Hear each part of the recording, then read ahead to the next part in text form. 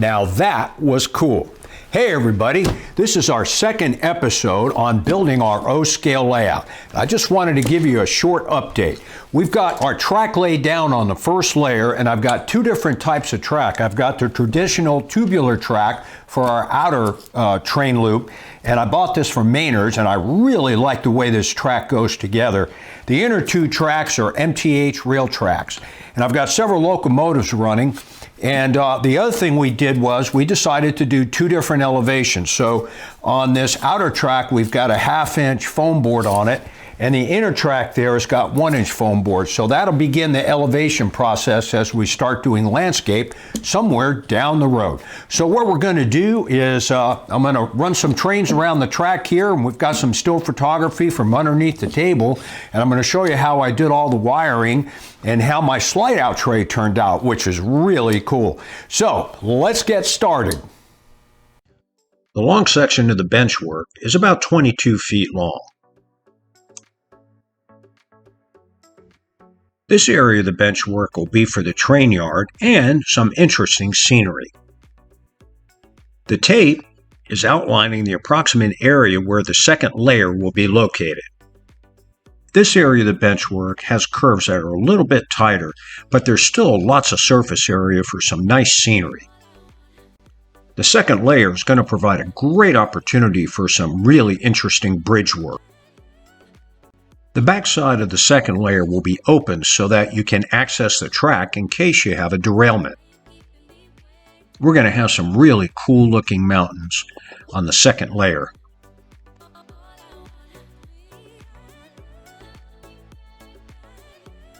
The area where the river's going to be is going to provide some really interesting landscape opportunities. And now, let's run some trains.